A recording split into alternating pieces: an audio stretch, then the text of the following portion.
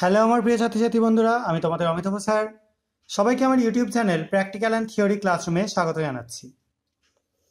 আজকেও একটা colourless solution নিয়ে তোমাদের এক্সপেরিমেন্ট করে দেখাবো, যেটা এই পাশে রয়েছে। দেখো, একটা কালারলেস সলিউশন, যেটাকে আমরা এই কন্টেনারে কিছুটা,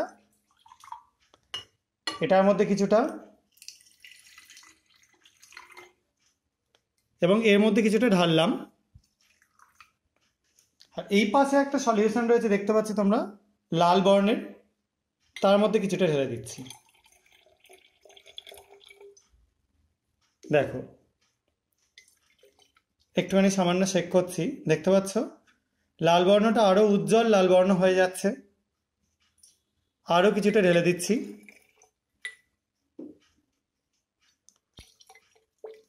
দিয়ে এটা রাখা থাকুক। এখন আমরা কিছুটা আরো সলিউশন করে রেখেছি, প্রয়োজন পড়লে এখানে আমি আরেকটু যোগ করে দিলাম।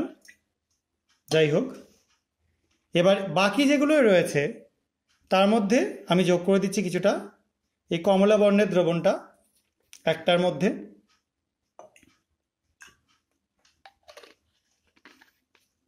দেখতেই পাচ্ছ বর্ণটা কি রয়েছে।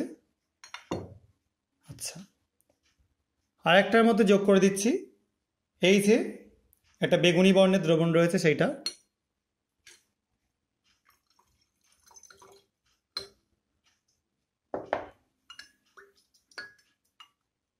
আর একটার মধ্যে যোগ করে দিচ্ছি, দেখো একটা স্কাই ব্লু কালারের সলিউশন রয়েছে সেটা।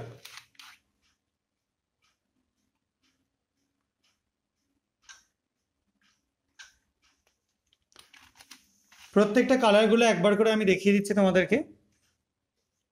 দেখো, প্রথমটা, এটা দ্বিতীয়টা, এটা তৃতীয়টা, এটা চতুর্থটা। আমি কিছুটা আরও এই সলিউশন যোগ করে দিচ্ছি প্রথমটার মধ্যে, মানে দ্বিতীয়টার মধ্যে, তৃতীয়টার মধ্যে এবং শেষেরটার মধ্যে। দেখো কি কি কালার দাঁড়াচ্ছে। এটা দেখতে পাচ্ছ একটু ডিপ ব্রাউন কালার হয়ে যাচ্ছে। এটা দেখো আস্তে আস্তে লাইট ইয়েলো কালার হয়ে যাচ্ছে, যা কালার ছিল সেটা থেকে। এটা খুব একটা এখনো চেঞ্জ হয়নি, হালকা একটু সবুজাভ ভাব এসছে। এটা চেঞ্জ হতে কিন্তু অনেকটা সময় লাগবে। আর এটা দেখো একটা ঘোলাটে টার্বিড হয়ে রয়েছে। আগে এইগুলো কি হলো বলে দিই, তারপরে পরবর্তী আর একটা ব্যাপার দেখাচ্ছি।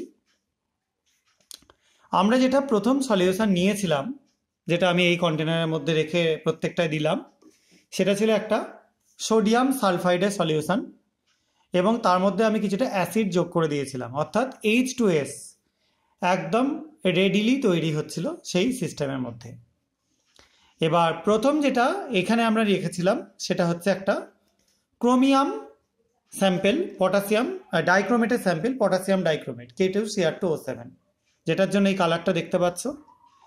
এর সেকেন্ডের যেটা ছিল তার পেছনে আমরা নিয়েছিলাম একটা ছোট কন্টেনারের মধ্যে কিছুটা KMnO4 সলিউশন, যেটা এখানে দেয়াতে দেখো প্রথমে ইয়েলো হলো, মানে একটা রেড কালার হলো, তারপরে আস্তে আস্তে সেটা ইয়েলো হলো, এখন দেখো কালারলেস হয়ে গেছে, সাদা হয়ে গেছে, একটু টার্বিড বা ঘোলাটে সালফার তৈরি হওয়ার জন্য। এখানে যোগ করেছিলাম কিছুটা কপার সালফেট সলিউশন, যার জন্য এখানে কপার সালফাইড তৈরি হচ্ছে, CuS তৈরি হচ্ছে, যার জন্য এই কালারটা দেখতে পাচ্ছ। আর এটার মধ্যে আমরা যোগ করেছিলাম কিছুটা অ্যান্টিমনির ক্লোরাইডের সলিউশন কিছুটা ছিল, যার মধ্যে আমরা সালফাইড দেওয়াতে আস্তে আস্তে এরকম লাল বর্ণ ধারণ করছে। এবার আমরা এটার মধ্যে কিছুটা লেড অ্যাসিডের স্যাম্পেল যোগ করব এবং দেখব কি পরিবর্তন ঘটে। দেখো যোগ করছি, দেখো কোনো পরিবর্তন তোমরা দেখতে পাচ্ছ না। অর্থাৎ কি, এখানে একটুখানিও এখন পর্যন্ত H2S এর আর ট্রেস নেই, কারণ আমরা যেই না এখানে KM এর ওপর দিয়েছি সেই ট্রেসটা হারিয়ে গিয়েছে। এটার মধ্যে একটু যোগ করে দিচ্ছি, দেখতে পাচ্ছ একদম সাদা বর্ণের একটা প্রেসিপিটেট তৈরি হচ্ছে, এটা সালফারের। ঠিক আছে, আবার একটু যোগ করে দেখাচ্ছি। দেখো এবং এখানে সালফারের কলয়েড তৈরি হয়ে যাচ্ছে এই সিস্টেমের মধ্যে। আর ফার্স্ট এডটা কিছুটা যোগ করে দিচ্ছি। দেখো এটা তো আরো সুন্দর দেখতে পাবে, দেখতে পাচ্ছ দুর্দান্ত একটা কালারেশন তৈরি হয়ে যাচ্ছে এখানে। ঠিক আছে, যোগ করার সঙ্গে সঙ্গে এই পদক্ষেপটা তৈরি হচ্ছে। দেখো আরো সুন্দর বুঝতে পারবে।